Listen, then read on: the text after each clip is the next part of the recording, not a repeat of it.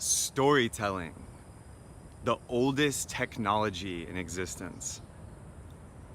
I'm coming to you from the Superhero Academy at Punta Mona in Costa Rica. It's day 3. We depart for Envision in the morning. And we were so activated earlier and dropped in with Charles Eisenstein, who was sharing this beautiful workshop with us about storytelling and the power of your story and the power of sharing your story with a tribe. And for me, it's like, it is the oldest technology. It might even be the place language was invented. Can you imagine a scene where groups of humans gathered around a campfire are telling stories to one another, weaving threads, activating myths, which I believe, as Joseph Campbell and Carl Jung described, can reinvigorate and regenerate a whole culture, a whole society. The myth, the quality of our storytelling is so important. It's so important.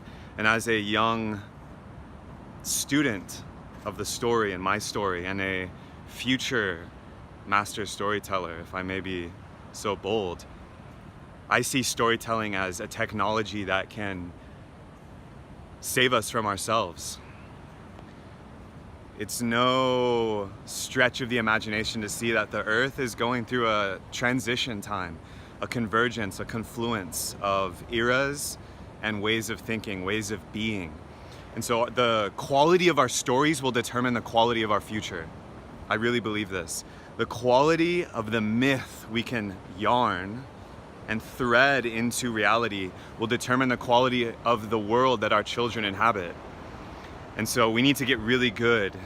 I believe we get really good at telling our story, at sharing our wisdom, at activating our potential by recounting it to others.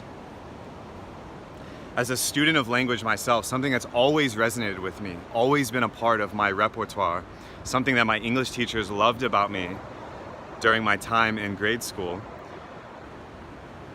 As a language student, I've realized that we cannot inhabit a reality that we cannot describe. Terence McKenna once said, culture can only evolve as fast as its language. And I believe this personally. I've seen evidence of it. As my ability to authentically communicate and relate to others has improved, in the same degree, so has my life and my financial abundance, my romantic connection, my intimacy with myself, my self-knowledge. If I can't speak to myself with evolutionary language and powerful, embodied, emotionally charged words, how can I speak to others? How can I speak to an investor? How can I speak to a lover? How can I speak to my future children? These are the things I think as I walk about the jungle and feel so very grateful for these opportunities to practice storytelling, to share stories with others, to hear what they have to say, and see them as myself, a sacred mirror for my evolution, my personal journey. We just had the beautiful privilege to be in a workshop where we were sharing with each other about our stories, something we struggled with, something we really didn't want to share, which was our personal awakening, that dark, lonely path that all of us walk. Some have called it the dark night of the soul. And I believe, as my mentor Elliot Hulse has said, that your wounds are a womb. Your wounds are the womb of your evolution.